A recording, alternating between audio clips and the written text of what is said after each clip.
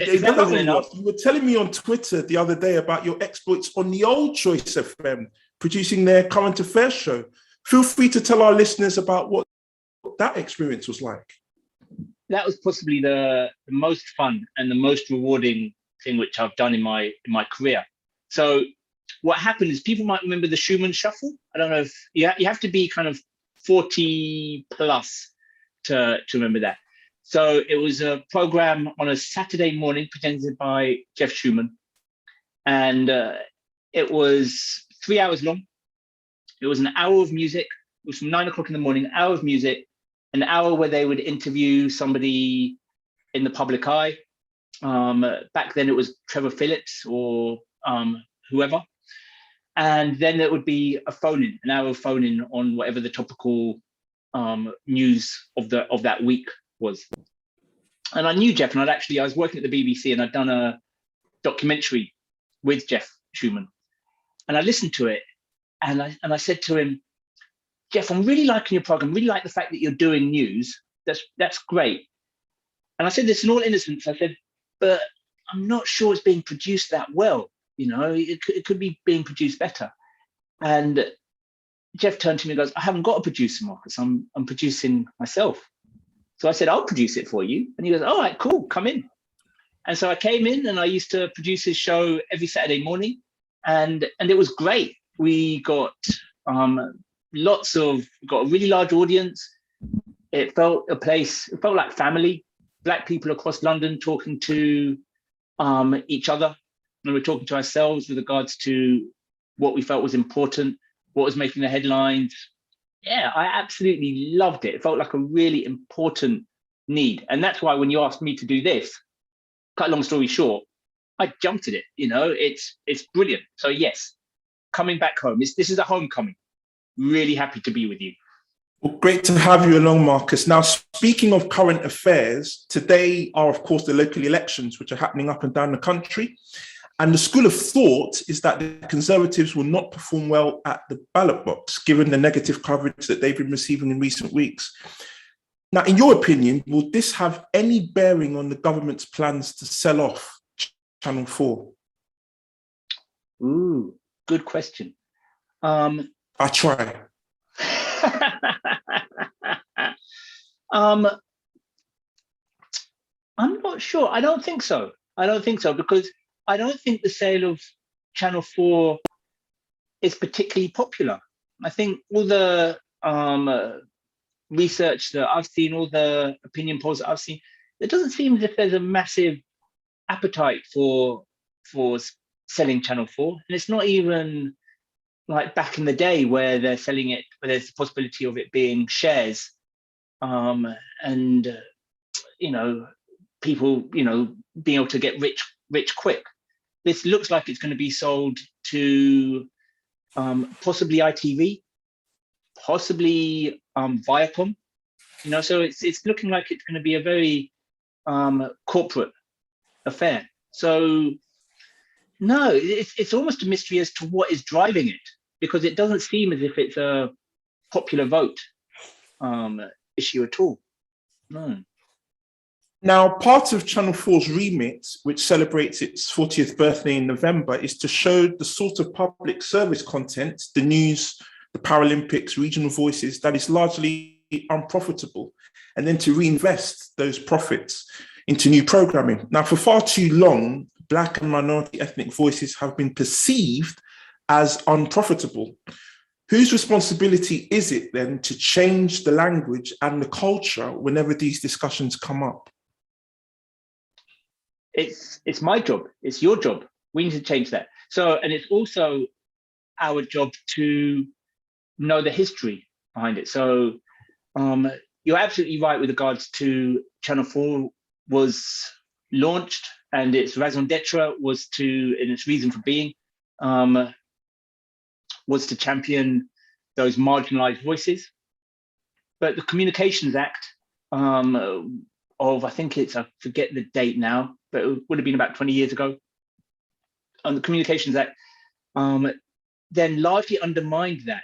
And so there used to be, in order for the Channel 4 to meet its license requirements, it had to have a set number of Black programs. It had to have a set number of education programs.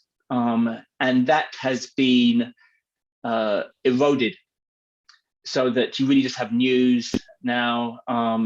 You do have the Paralympics and what have you, but you don't have the Channel 4 people. I would argue that you don't have the Channel 4 of old. You don't have the Channel 4 of Desmond's. You don't have the Channel 4 of, they had a program called Bandung Files, which Tariq Ali, I think, produced. You don't have Channel 4 of with Darkest How or the equivalent now in the same way. And so a lot of that is to do with what are the license requirements by law. So it's not that you have good people that are just really nice and they want to do nice things. Often it's because there's things in statute, there are things in law, and channels have to do this in order to fulfill its license. So it's not as if Channel 4 wants to put 60 minutes of the news between 7 and 8. They are told that they have to put an hour of news in prime time.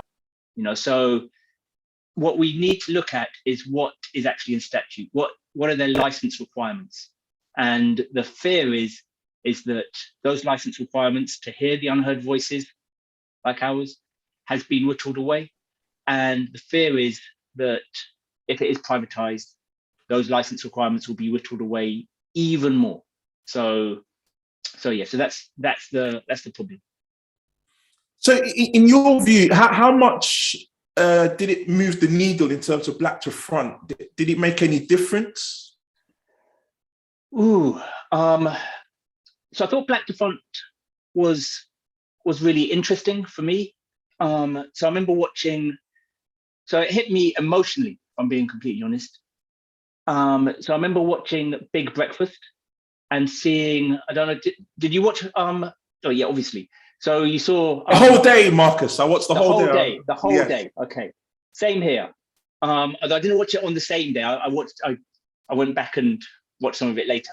But I felt quite emotional. So when I watched the Big Breakfast and I saw the Black camera crew behind, and also when I watched Channel 4 News, and I knew that it's the first time, you didn't see it on camera, but it's the first time that any news, as far as we're aware, that any major news, television news broadcast, that's Channel 4 News, that's BBC, Breakfast, 1, 6, or 10, or ITV, major news bulletin, it's the first time that the editor has been Black, right? And it didn't fall off air.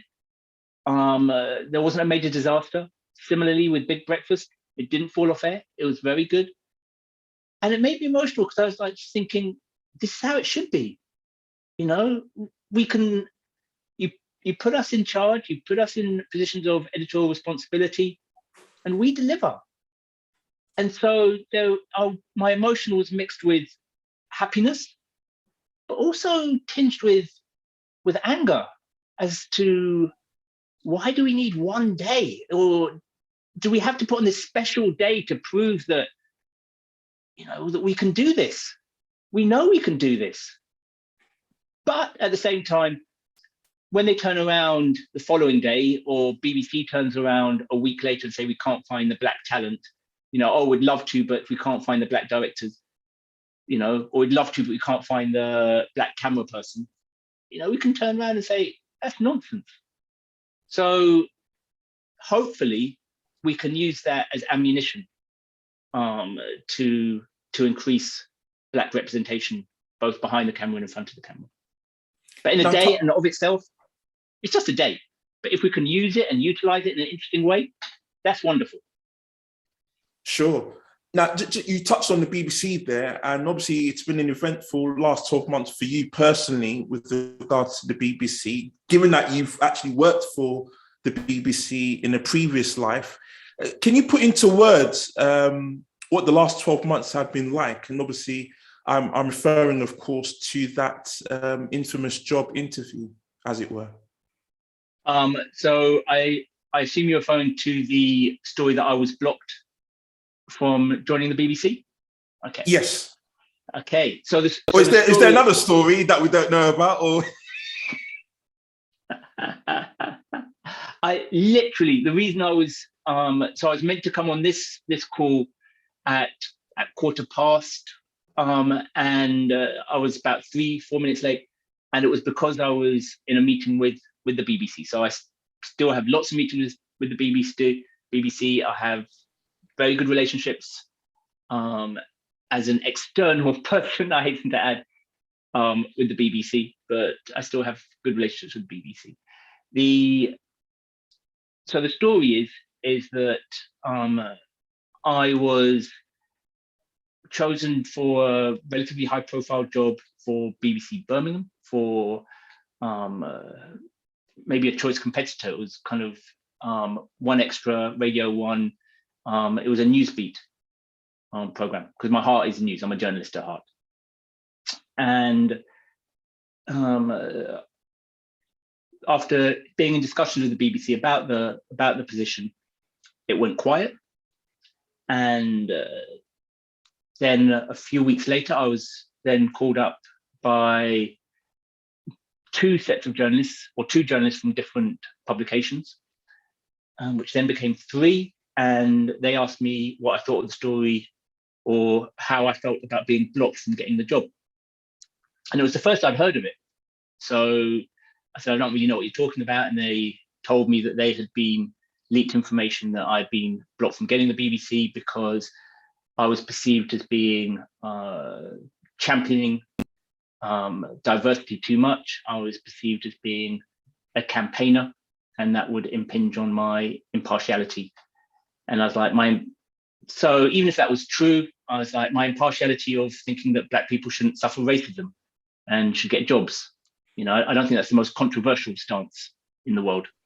You know, and if I'm not impartial about the fact that Black people shouldn't suffer racism and Black people should get jobs, you know, yeah, guilty as charged, I guess. And so then I had meetings with the Director General, who strenuously denies that I was blocked. And I've had ongoing meetings, and I'm having ongoing meetings with people from editorial policy at the BBC who decides the editorial. So I'm not sure. It's impossible to know what's said behind your back. It's impossible to know what the internal workings of an organization as large as the BBC is. So I doubt I'll ever know the real truth of the story. I can only take people and what they tell me on face value. But I'm hoping that, you know, I'm very happy with the job I have at the Sir Lenny Henry Centre for Media Diversity. I'm very happy with the stuff I'm doing, writing books and what have you. But engaging with the BBC following that, I'm hoping that we'll get something out of it with regards to looking at their impartiality guidelines, looking at what their BBC staff can say and not say about being anti-racist and what have you. Because I think the BBC needs a bit of work on that. So I'm hoping something constructive will come out of that, irrespective of the truth of whether I was or wasn't blocked. So not only are you a journalist at heart, but you're a good diplomat as well. That's very well done. Now, in the time we've got left, I can't let you go before getting your thoughts on Dave Chappelle, who was attacked on stage by a chancer who was subsequently manhandled by bodyguards on stage. Now, is Lenny planning any stand-up gigs anytime soon? And if so, do you think he needs to get in touch with Dave's security team?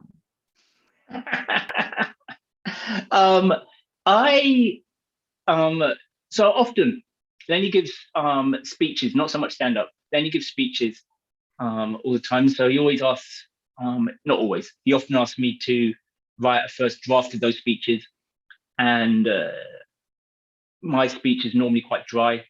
And then he adds the jokes. And then just last week, I went to an event where he was giving a speech and I thought I'd written it. And then I listened to it and I thought, wow, this is hilarious. And it's because he'd taken my speech, stripped it down to the bare bones and actually made it good, as opposed to, my boy's speech. So the short answer is no, he doesn't need security. And the reason why he doesn't need security is we make sure that we punch up. You know, the people that need to be mocked and made fun of are what we call the 3%. And the 3%, in case people don't know, is white, heterosexual, non-disabled men living in London. All right, so I'll repeat that. White, heterosexual men living in London. All right? Those are the people who run the country. Those are the people that disproportionately are judges, disproportionately are, and they make up just 3% of the population, right?